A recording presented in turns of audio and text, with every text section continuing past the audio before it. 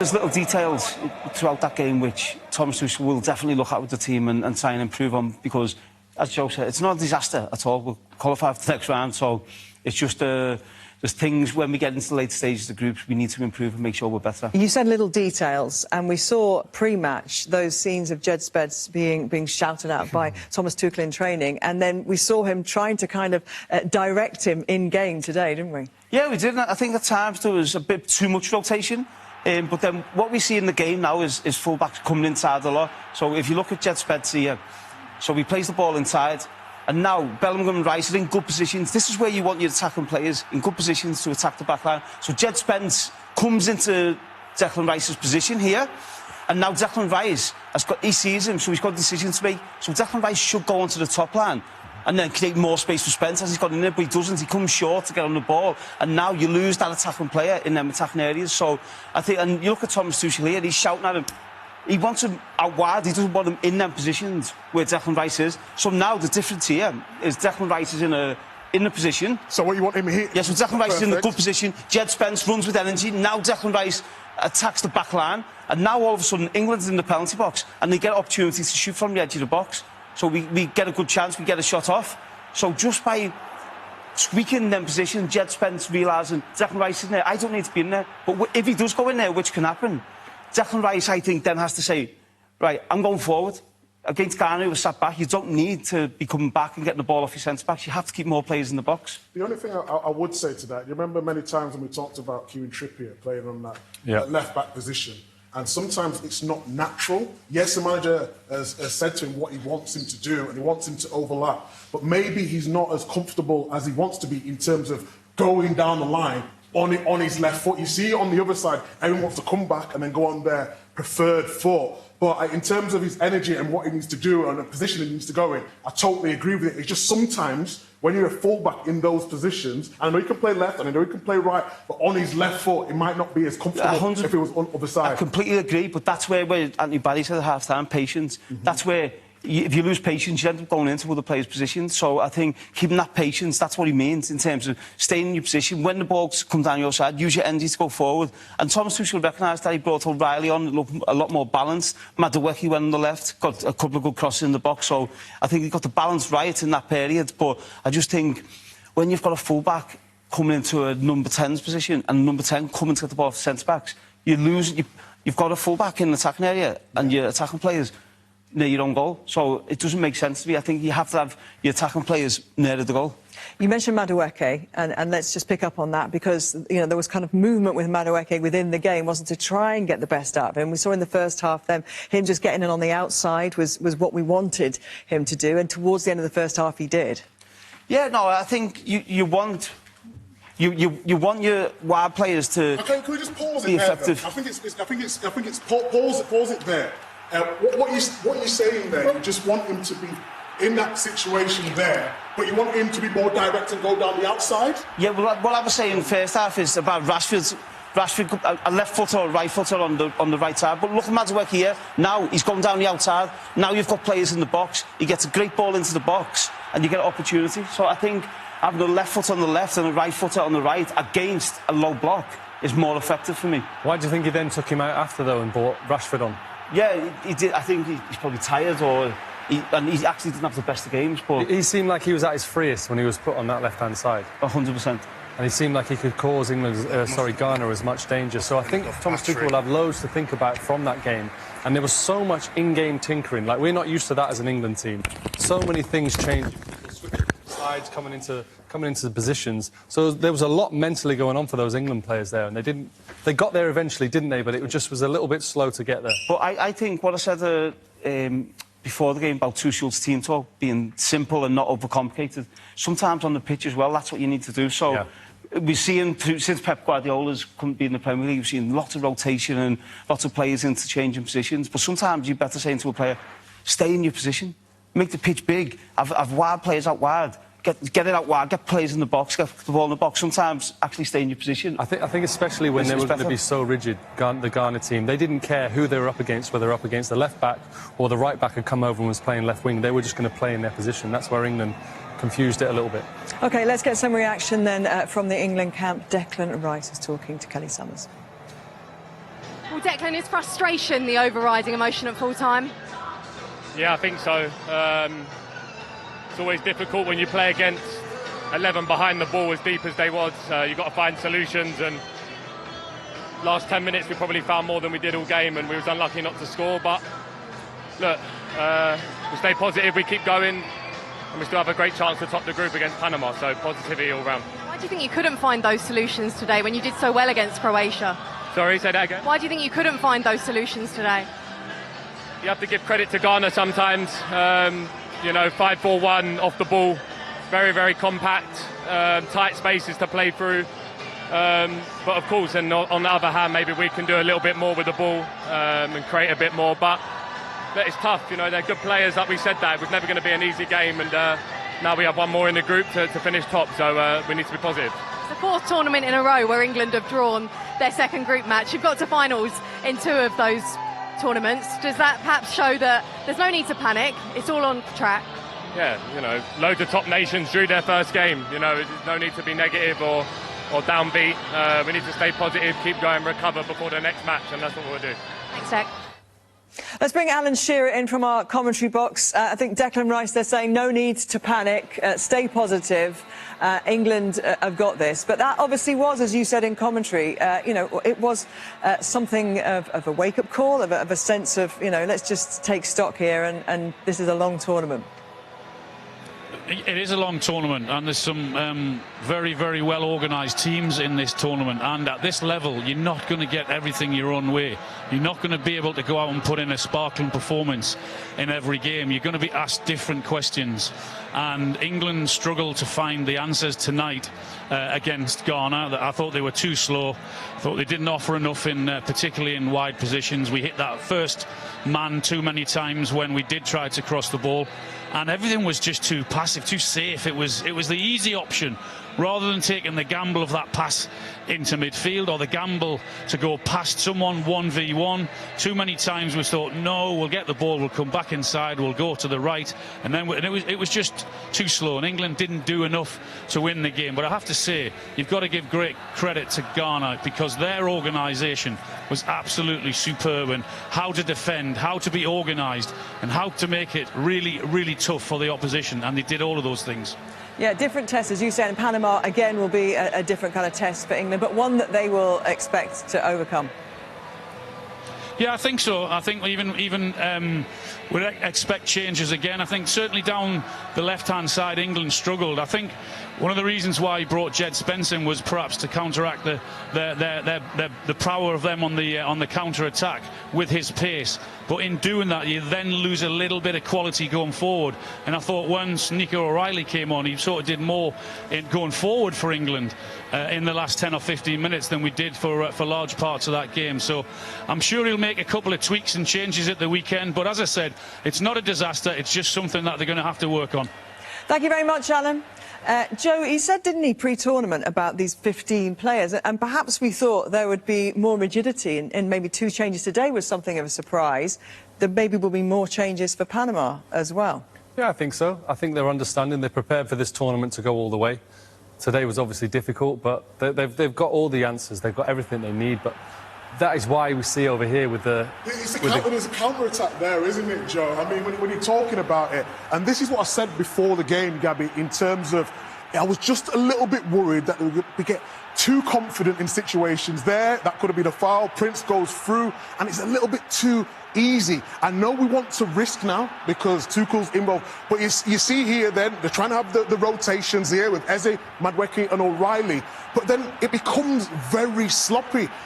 If he loses the ball here, you've got to think, where is the danger? All the space in here, and now you in an attacking position, you find yourself 4 and 4 at the back, and if England want to go forward in this position, they've got to sort this out. Yes, they're chasing the game. We know they're chasing the game. They're trying to score the goal, but you still need that protection behind you. And on another day, that could have been a penalty. Yeah. We're going to have another look at it because Darren Cairns joined us in the studio. I think you were all a little bit surprised that there wasn't an on-pitch review of that decision, Darren. Yes, I agree, Gabby. We had our hearts in our mouths when we saw Esri Konsa make that challenge. First and foremost, as an England fan, I'm absolutely delighted that it wasn't given.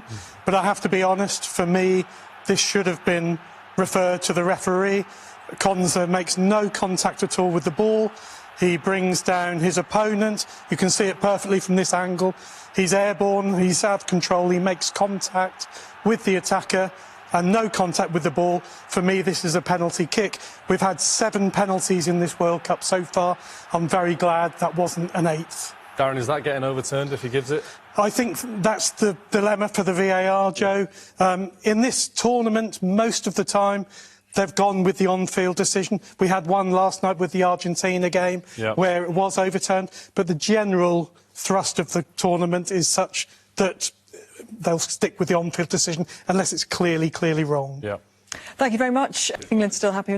Might not be going to the baseball this week, so it's a slightly different tone. It's a different mood, as you can imagine, coming out of these interviews. 3 touches in the box and 19 touches in the whole game. It really wasn't Harry Kane's game today. No, it's very difficult to play in that position against a low block. It is really difficult, and this is such a shock because you expect Harry Kane does not miss them chances, so when he misses a chance like this, it's such a surprise because you're just expecting the ball to hit the back of the net. But what's he do wrong there, Wayne? He just doesn't get his head over the ball. And listen, I'm not going to give Harry Kane advice. He keeps his head back and he leans back a little bit, if you see, and his head, instead of getting his head over the ball and closing his body up, he just leans back a little bit, and that's why he goes over.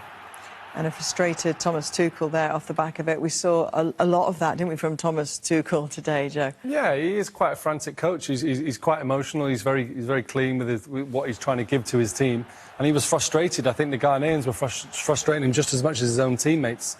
But there's little bits and little messages, but they've got to keep learning. It's a relatively new team, starting to find their way, and they've come up some real adversity today, having been on such a high recently.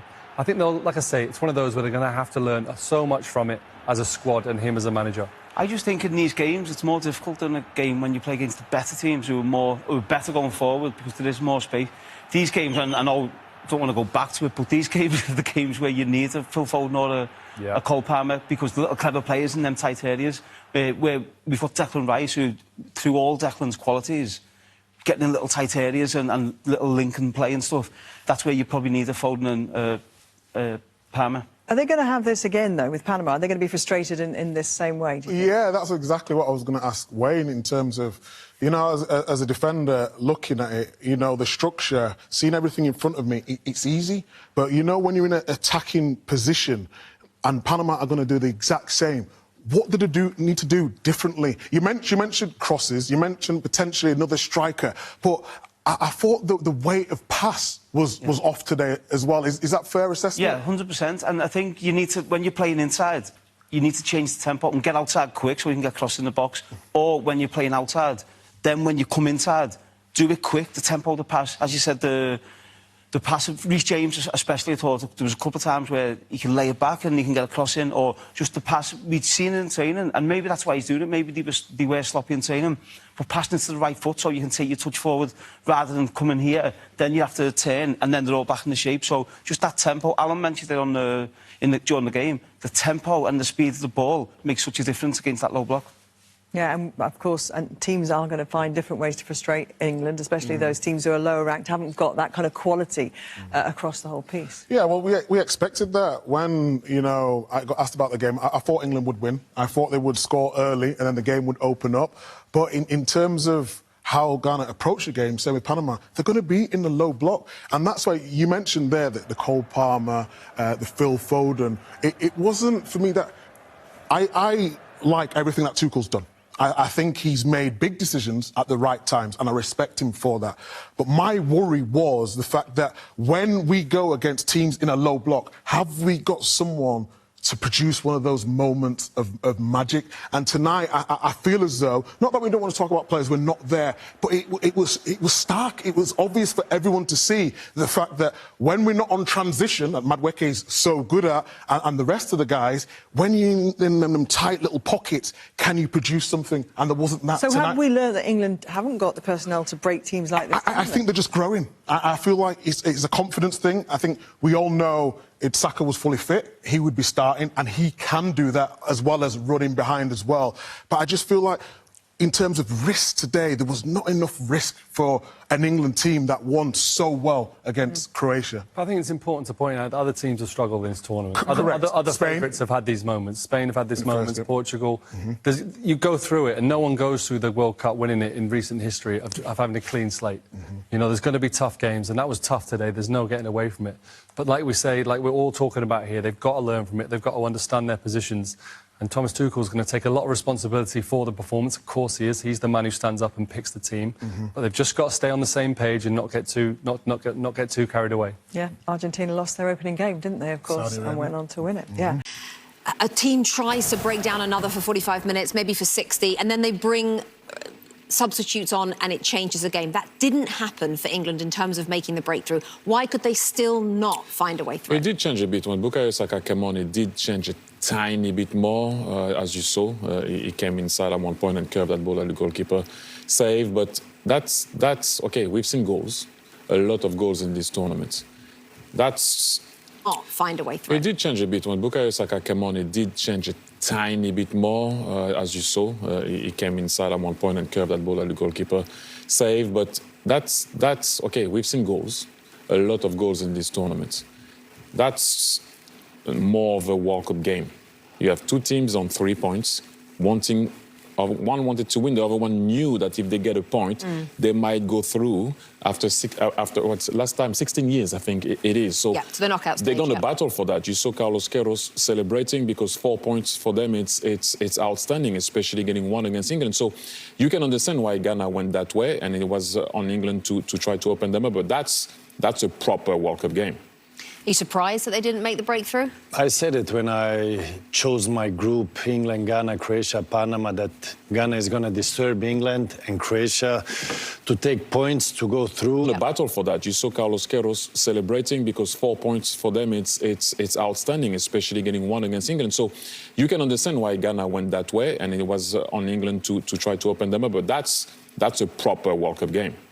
Are you surprised that they didn't make the breakthrough? I said it when I chose my group, England, Ghana, Croatia, Panama, that Ghana is going to disturb England and Croatia to take points to go through, and that's what we're seeing now. This was a real game. People might say 0-0 is not a game because so far we have been spoiled by a lot of goals. This was a real game where we see Ghana defending very well, physically very strong. England trying with the possession, missing a little bit of magic on the sides. But do not take anything away from England. They had a good performance. But a draw was a good result, and for the game that we saw, so good game. OK, Peter said don't panic to the England fans. Yeah, I mean, don't panic at all to you and to all the England fans out there. But, you know, speaking of you in our... Away from England, they had a good performance. But a draw was a good result, and for the game that we saw, so good game. OK, Peter said don't panic to the England fans. Yeah, I mean, don't panic at all to you and to all the England fans out there. But, you know, speaking of you in our pregame, you did a one-on-one explainer of what parking the bus is, right? And, you know, I know we throw that term around a lot. The reality is there's one thing to park the bus. It's another thing to be good at parking a bus. And this team knew exactly what they were going to do. They were drilled on it. Let's hear from Jordan Pickford now. Jordan, another point on the board for England, but what's the overriding emotion after that? Yeah, I think we knew it was always going to be tough against Ghana, and they went into we knew they played counter-attacking football. We kind of knew, but they probably went more 4-5-1 instead of 4-3-3, and yeah, they were really hard to break down. I think we had our chances, and we had to be wary of the counter-attack. It's football, you know, it's always that one. When you get that first goal against them, you know, get an early goal against them, it opens up the game a lot more. But they played a good game, and yeah, we've got to be happy. We're still top of the group and focus on Panama now, and finish strong in the group and top it. England did have so much possession, created a few chances towards the end, but you as well had to stay switched on because we saw the threats that they posed too. Yeah, exactly. That's what I've just mentioned there. We knew that they play counter-attacking. We've got like Semenyo, we've got some top players, some fast players, and you've got to be ready and be called upon. And that's what I felt like I did, even though not making many saves, just being in the right position at the right moment. And some of the lads is defending as well towards the end of the game. You know, blocks, recovery runs. It was top draw. It was hard work put in that people sometimes don't see. And yeah, we would love to win the game, but we've not lost. You know, we know it's tournament football, group stage football. And